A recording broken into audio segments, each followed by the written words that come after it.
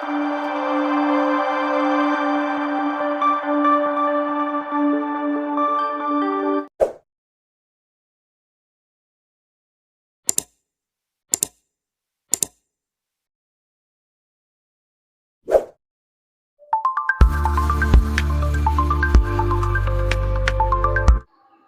நாவல் பெருமையோடு வழங்கும் புத்தம் புது நாவல் வானில் பறந்த ஒற்றை பறவை அவள்.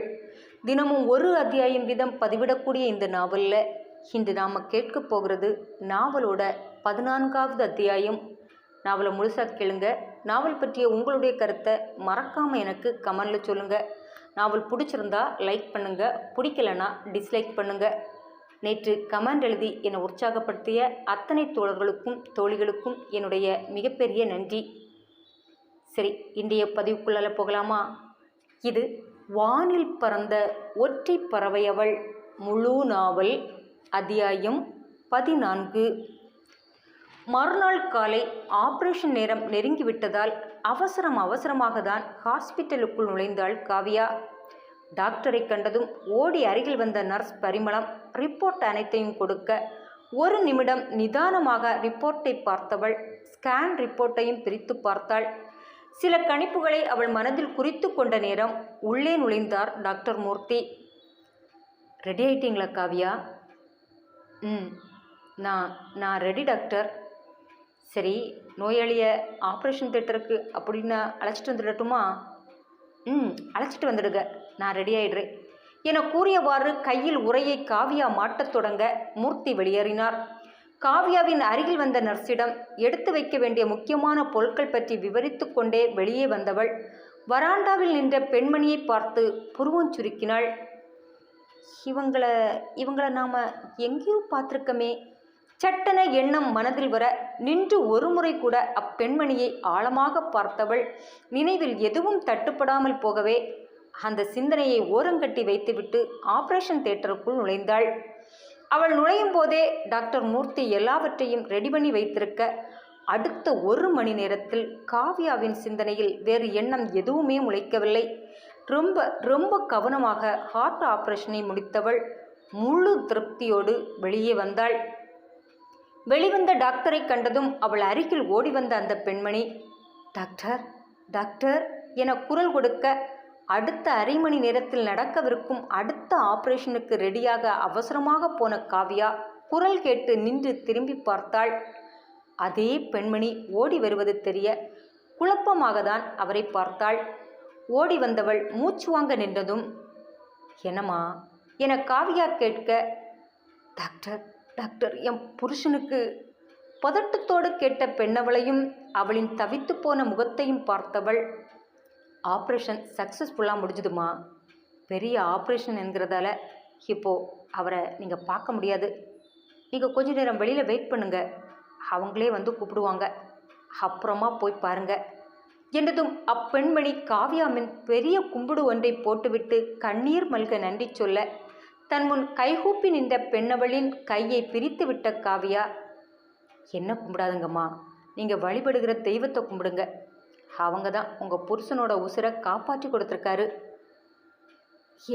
என் புருஷன் உசுரை காப்பாற்றினது கடவுள்னா நீங்கள் தான் டாக்டர் என்னோட கடவுள்.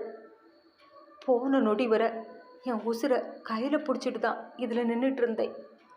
உங்கள் வாயால் கேட்டதுக்கு அப்புறம்தான் என் ஈரக்குழியோட நடுக்கமே நின்றுடுச்சு. பயப்படாதுங்கம்மா, இனி உங்கள் புருஷருக்கு எதுவும் ஆகாது. டாக்டரின் வாயிலிருந்து நல்ல விதமாய் கேட்ட பின் தான் படபடப்பு நீங்கி வராண்டாவில் போடப்பட்டிருந்த சோபாவில் அமர்ந்தாள். கணவர் ஏழை மக்களுக்கு செய்த துரோகத்துக்கு கடவுள் அவரை தண்டித்து விடுவாரோ என்ற பயம் அவளுள் அதிகமாகவே இருந்தது. கணவரிடம் காட்டிக்கொள்ளாவிட்டாலும் மகனிடம் தெரியப்படுத்தாமல் இருந்தாலும் அவளின் அடி மனதில் அந்த குறுகுறுப்பு இருக்கத்தான் செய்தது. ஆனால் டாக்டரின் வார்த்தைக்கு பின்தான் அவளிடம் இதுவரை தொலைந்து போயிருந்த நிம்மதி நெஞ்சில் பரவ ஆரம்பித்தது. அதே நேரம் தாயை நெருங்கி வந்த சித்தார், என்னம்மா டாக்டர்கிட்ட கேட்டு தெரிஞ்சிட்டியா? இப்போ திருப்தி தானே? நான் தான் சொன்னேனேம்மா, நீங்கள் தான் நம்பலை. அப்படி இல்லடா சித்தார், உன் அப்பா கண்ணில் இதுவரை நான் கண்ணீரை பார்த்ததே இல்லைடா. இந்த முறை பார்த்தேனா அதான் அதான் மனசில் அரிச்சுக்கிட்டே இருந்துச்சு. சரி, இப்போ நிம்மதி தானே? அந்த அந்த பொண்ணை பார்த்த பிறகு ஏனோ மனசு சமாதானம் அடைஞ்சிருக்குடா. ஆனாலும் உன் அப்பாவை பார்த்த பிறகுதான் என் நடுக்கம் நிற்கும்டா. என்ன அம்மாவும் மகனும் எதை பற்றி இவ்வளவு தீவிரமாக பேசுகிறீங்க என்றவாறே சிரித்த முகத்தோடு வந்த சுமதியை பார்த்ததும் முகமலர, வாமா வாமா சுமதி, எல்லாம் ஆப்ரேஷன் பற்றி தான் பேசிகிட்டு இருந்தோம். ஆப்ரேஷன் முடிஞ்சிருக்குமே? முடிஞ்சிருச்சுமா, ஆனால் இன்னும் அவரை பார்க்க விடலை. அதான் மனசு கிடந்து துடிக்குது. எதுக்கு துடிக்குது? டாக்டர் காவியா கையில் ஒரு நோயாளியை கொடுத்துட்டா அதுக்கு மேலே நாம் பயப்படவே வேணாம். அப்படி தான் அவங்கள்ட்ட போகிற நோயாளிகள் எல்லாம் பேசுவாங்க. அவங்க கையில் எடுத்த எந்த கேஸும் தவறாக போனதில்லை. அதனால் பயப்படாமல் இருங்கம்மா. சித்தார்த் அப்பா நல்லபடியாக குணமாகி தான் வெளியிலேயே வருவார். ரொம்ப ரொம்ப தேங்க்ஸ்மா. எனக்கு எதுக்கு தேங்க்ஸு? நீ மட்டும் இல்லைன்னா இந்த மொழி தெரியாத இடத்துல ரொம்ப கஷ்டப்பட்டிருப்போம். டாக்டராக இல்லாமல் என் விட்டு பொண்ணாக இருந்து அவரை கூட்டிகிட்டு போய் டாக்டரை பார்க்க வச்சு எங்களை ரூம் எடுத்து தங்க வச்சு உணவெல்லாம் வாங்கி தந்து பார்த்துக்கிட்டா. நீ இல்லாமல் இருந்தால் ரொம்ப கஷ்டப்பட்டிருப்போம். இல்லைம்மா, நான் இல்லாட்டெல்லாம் வேற ஒரு தமிழ்நாட்டுக்காரர் வந்து உங்களை கைட் பண்ணியிருப்பார். என்னை போல் எல்லா உதவியும் செய்து வழிகாட்டியிருப்பார். இருக்கலாமா, இருக்கலாம். ஆனால் நிச்சயமாக உன் அளவெல்லாம் பண்ணியிருக்க மாட்டார் என்றதும் தாயின் கருத்துக்கு ஆதரவு தெரிவிப்பது போல அருகில் இருந்த சித்தார்த்தும், ஆமாம் டாக்டர், இந்தியாவிலேருந்து வரும்போது அம்மா ரொம்ப பயப்பட்டு தான் வந்தாங்க. ஆனால் உங்களோட அறிமுகம் கிடைச்ச பிறகு கொஞ்சம் கூட பயம் இல்லைன்னு சொன்னாங்க. ரொம்ப நல்லது. நீங்கள் வெயிட் பண்ணுங்கள், அவங்க கூப்பிடுவாங்க. அப்புறமா போய் பாருங்கள். நான் டியூட்டி முடிஞ்சு வரும்போது வந்து பார்க்குறேன் என்றவாறு சுமதி இவர்களை விட்டு நீங்கிய அதே நேரம் ஆப்ரேஷன் தியேட்டரில் இருந்து நர்ஸ் ஒருத்தி வெளிவர இருவரும் ஓடி வந்தனர். நீங்கள் உள்ளால போய் பார்க்கலாம் என்றதும் புஷ்பா நெகிழ்வோடு விழி நிறைய நீரோடு உள்நுழைந்தாள். அதே நேரம் கதிர் அறைக்குள் நுழைந்தாள் காவியா. முதல் முறை தன் அறைக்குள் நுழையும் காவியாவை வியப்போடு பார்த்தான் கதிர். 3 வருடமாக இதே மருத்துவமனையில் பணிபுரிந்தும் ஒரு நாள் கூட வராத தன் அறையில் அவளை கண்டதும் வியப்பு மேலிட எழுந்தவன், என்ன அதிசயமா காவியாவோட காத்து எங்க அறையில் வீசுது? நக்களோடு பேச்சை தொடங்கியவன் அவளில் இருண்டு போன முகத்தை பார்த்து சலிப்புற்றவனாய், எதுக்கு இப்படி எதையோ பறி கொடுத்தது போல இருக்கா? அம்மா நல்லா தானே இருக்காங்க? ஆமாம், அவங்கள கூட்டிகிட்டு வர சொன்னேனே, கூட்டிகிட்டு வந்தியா? போராடி பார்த்துட்டேன் கதிர். அவங்க பிடிவாதமாக வரவே முடியாதுங்கிறாங்க. ஏனா? அவங்களுக்கு இப்போ பரவாயில்லையா, எந்த மருந்தும் வேணாமா.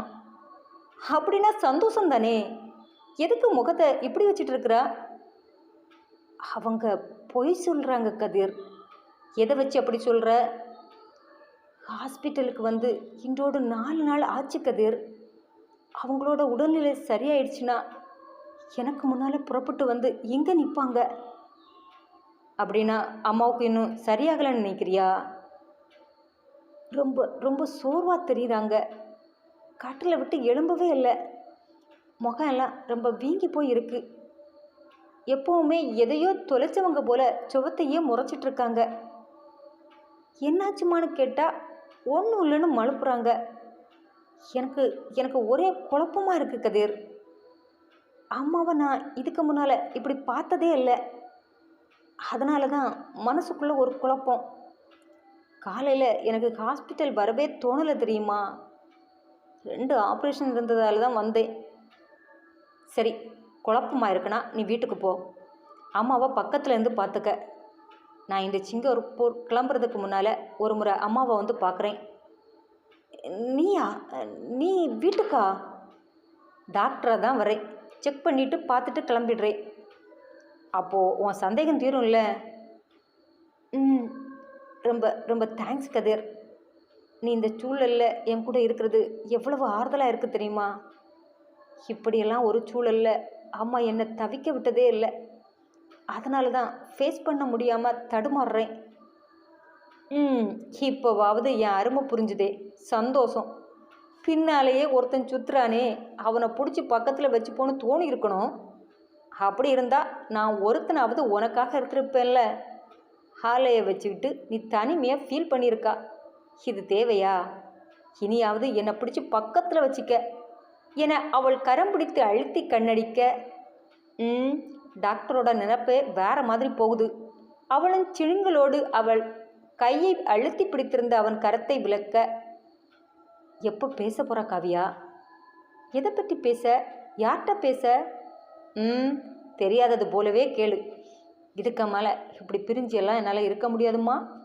கல்பனா அம்மாட்ட நீ பேசுறியா இல்லை நான் வந்து பேசட்டுமா? இந்த இந்த அவசரம் தானே வேணாங்கிறது. அம்மாவுக்கு பூர்ணமாக குணமாகி நார்மல் ஆகட்டும். அப்புறம் நானே பதமாக பேசுகிறேன். ரொம்ப நாள் எடுத்துக்காதடிச்சலும் அது உங்கள் கையில் தான் இருக்குது. ஏன் கையிலையா? ஆமாம், என் அம்மாவை நாளைக்கே பழையபடி மாற்றி கொடுத்துடுங்க, நான் பேசுகிறேன். அப்போ வா, உடனே கிளம்புவோம் என எழப்போனவனின் மார்பை பிடித்து அமர வைத்தவள், முதல்ல நான் வீட்டுக்கு போகிறேன், இங்கே பின்னாலேயே வாருங்க என செல்லமாக மூக்கை திருக்கிவிட்டு போக கதிர் முகம் பூவாய் விரிந்தது. அதே நேரம் கதிரின் வீட்டு காலில் அவன் தந்தை தரகர் கொடுத்த பொண்ணுகளின் புகைப்படத்தை ஒவ்வொன்றாக புரட்டி பார்த்து கொண்டே இருந்தார்.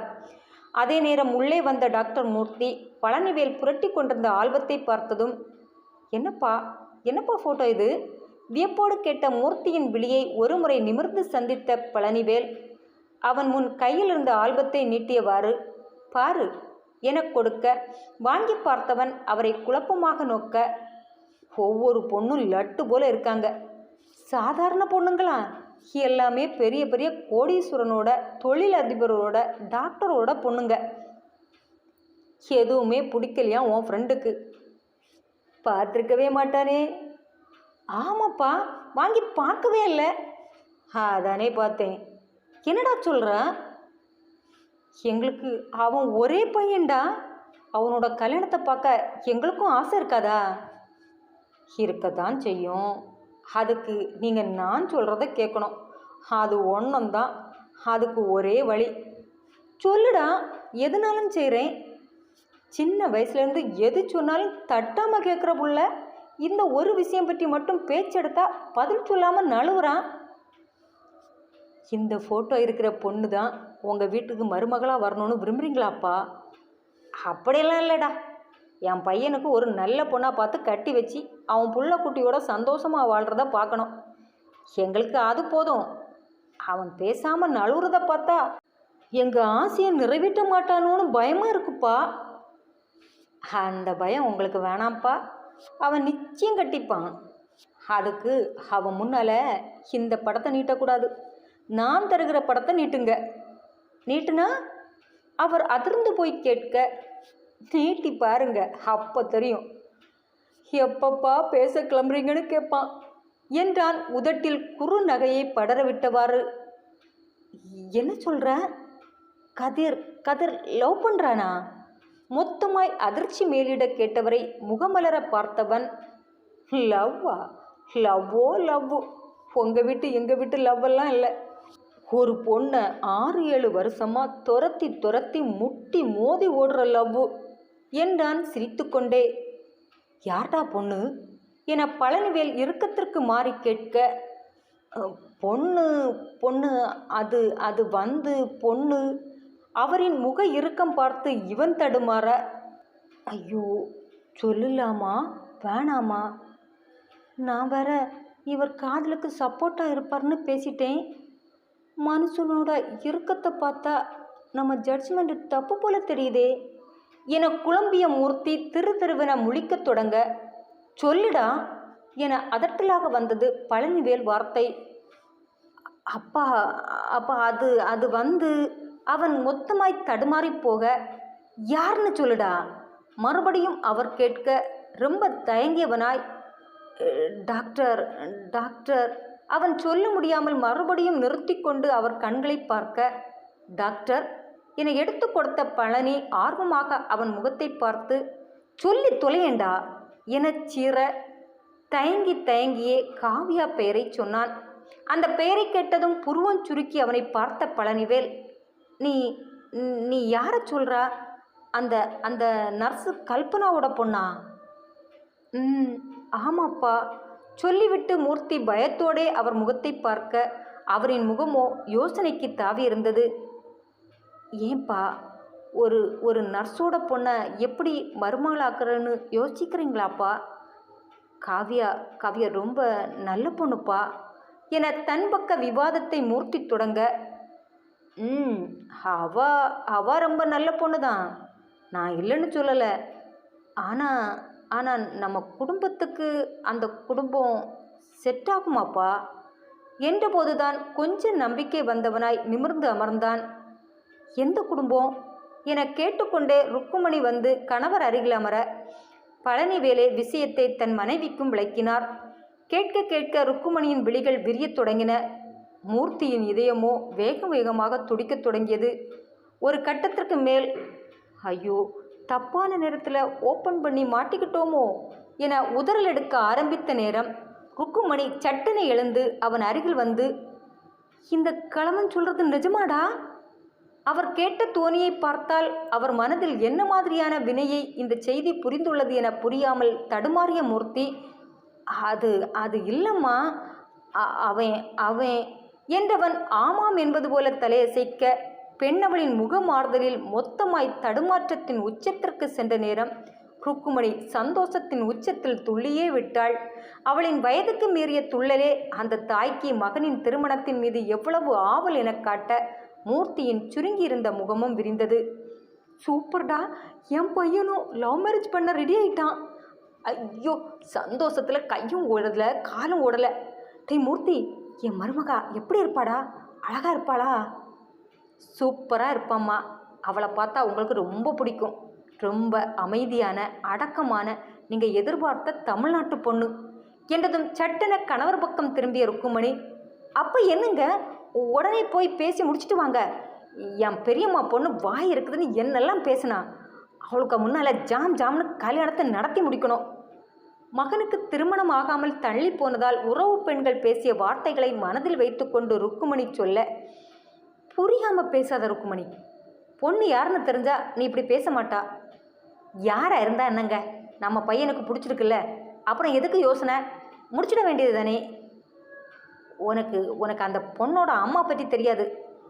அந்த குடும்பம் நமக்கு சரியாக வரும்னு எனக்கு தோணலை. தோணலையா? நமக்கு சரி வராத அளவு அப்படி என்ன குத்தம் கண்டீங்க?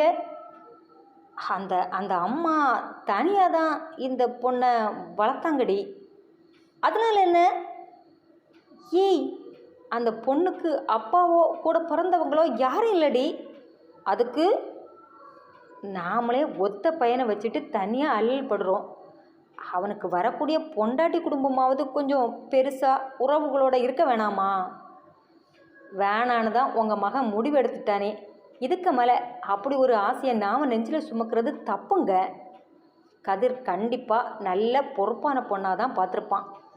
5-6 வருஷமாக ஒரே பொண்ணு பின்னால் சுற்றுறான்னா அவனோட அன்போட ஆழம் உங்களுக்கு புரியலையா?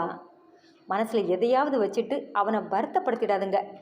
போய் நல்ல விதமாக பேசி முடிங்க. அது அது இல்லடி. அவர் மறுபடியும் தன் குழப்பத்தை எடுத்து வைக்க முயல. இதுவரை மகன் கட்டிக்க சம்மதிக்கலன்னு புலம்பிட்டு இப்போ அவன் ரெடி ஆயிட்டான்னு தெரிஞ்சதும் கௌரவத்தை தூக்கி சுமக்கிறோ கிளவா, இதுக்கு மேலே உமக்கு மரியாதை இல்லை. பேசாமல் கிளம்பி போய் மருமகளோட அம்மாட்ட பேசுகிறீங்களா, இல்லை நான் போய் பேசி முடிக்கவா? வரிந்து கட்டிக்கொண்டு கிளம்ப ரெடியான மனைவியை அடக்கிய பழனிவேல், இப்போ என்ன, நான் போய் அந்த பொண்ணோட வீட்டில் பேசணும், அவ்வளோதானே, இன்றே பேசுகிறேன்.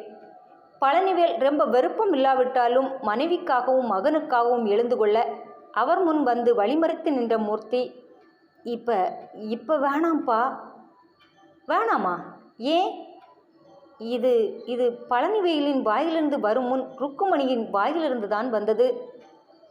அது அது அந்த பொண்ணு இன்னும் நம்ம கதிருக்கு ஓக்க சொல்லலம்மா என்றதும் ஒரு நொடி மூர்த்தியை கோபத்தோடு முறைத்தவர்கள் அடுத்து காற்று போன பலூன் போல தளர்ந்து போய் மறுபடியும் சோபாவில் அமர்ந்தனர். இல்லைப்பா, அவ இவ்வளவு நாளும் சம்மதிக்காததால தான் கதிர் இதுவரை வீட்டில் அவளை பற்றி சொல்லலை. மேலும் கீழும் தலையாட்டியவனை கொலை காண்டோடு பார்த்தவர்கள் அமைதியாக அமர்ந்துவிட அவர்களை நெருங்கி வந்து அமர்ந்த மூர்த்தி, அதுக்காகலாம் அவளோட மனசில் கதிர் இல்லைன்னு அர்த்தம் இல்லைப்பா. அவள் இன்னும் மனசு திறந்து சொல்லாமல் இருக்கா, அவ்வளவுதான் என்றவனை மேலும் கீழும் பார்த்தவர்கள், 6-7 வருஷமாக சம்மதிக்காதவா இனி சம்மதிப்பான்னு நினைக்கிறியா என கேட்க, சம்மதிக்கத்தான் இல்லை, ஆனால் அவளுக்கும் கதிரை ரொம்ப பிடிக்கும்பா. எதை வச்சு சொல்கிற? பிடிக்காம இருந்தா இந்த நேரம் எனக்கு பிடிக்கலன்னு மூஞ்சுக்கு நேராக சொல்லியிருப்பாளேப்பா. இதுவரை அவங்களோட வாயிலிருந்து ஒத்த வார்த்தை அப்படி வரலப்பா. காற்று ஸ்பெஷலிஸ்ட்டுன்னு பேர், காற்றே இருக்குதான்னு பல நேரம் எனக்கே சந்தேகமாக தான் இருக்கும் என்றதும் மூர்த்தியை நிமிர்ந்து பார்த்த ருக்குமணி, அப்புறம் எப்படிடா போய் பேச முடியும் என உடைந்த குரலில் கேட்க, இந்த ஜென்மத்தில் உங்கள் பையன் அந்த பொண்ணுகிட்ட சம்மதம் வாங்கிடுவான்னு எனக்கு தோணலம்மா. அவளை மறந்து இன்னொரு கல்யாணம் செஞ்சுப்பானும் தோணலை. நீங்கள் போய் பேசி முடித்தா மட்டும்தான் உங்கள் பையனுக்கு இந்த ஜென்மத்தில் மேரேஜ் முடியும். ஆனாலும் அதை ஒரு முறை அவன்கிட்ட கேட்டுட்டு செய்தால் நல்லா இருக்கும். அவன்கிட்ட கேட்குறது இருக்கட்டும், முதல்ல நாம் எப்படிடா போய் பேசுறது? அந்த அம்மா என்ன சொல்லுமோ? கல்பனா அம்மா என்ன சொல்ல போகுது? அவங்களுக்கு கதிரை ரொம்ப பிடிக்கும், நிச்சயம் உடனே ஓகே சொல்லி நாள் குடிக்க சொல்லும். ஆனால் இந்த பொண்ணு என்ன சொல்லணும்னு தான் தெரியலப்பா. இவ மனசு மட்டும் தெரிஞ்சுக்கிட்டா நாம் போய் பேசி முடிச்சிடலாம். நாம் போய் பொண்ணு கேட்டாலே அவளோட மனசு தெரிஞ்சிடும் தானே, அதுக்கு எதுக்கு காத்திருக்கணும்? பேசாமல் இவர் போய் அந்த அம்மாட்ட பேசட்டும், எல்லாம் நல்லபடியாக தான் முடியும். ருக்குமணி சொன்னதும் பழனிவேல் யோசனையோடு மேவாயை தடவினார். இதில் யோசிக்க என்னங்க இருக்குது? நமக்கு நம்மளோட மகனோட சந்தோஷம்தான் முக்கியம். அவனுக்காக கீழ் இறங்கி போகிறது ஒன்றும் தப்பில்லை. மூர்த்தி வேற பொண்ணை பற்றி ரொம்ப நல்ல விதமாக சொல்கிறான். நமக்கு அதானே வேணும். போங்க, போய் பேசுங்க. ருக்குமணி கணவரின் மனமறிந்து வற்புறுத்த ஆரம்பிக்க, அடுத்து நடக்க போகும் விபரீதம் தெரியாமல் மூர்த்தியும் பழனிவேலை வற்புறுத்த ஆரம்பித்தான். அத்தியாயம் தொடரும். என்ன ஃப்ரெண்ட்ஸ், நாவலோட 14வது அத்தியாயம் எப்படி இருந்தது? உங்களுக்கு பிடிச்சதா அமைஞ்சிருந்ததா என்கிறத மறக்காமல் எனக்கு கமெண்டில் சொல்லுங்கள். நாளைக்கு இந்த நாவலின் அடுத்த அத்தியாயத்தோடு உங்களை சந்திக்கும் வரை உங்களிடமிருந்து விடைபெறுவது உங்கள் செல்வம்.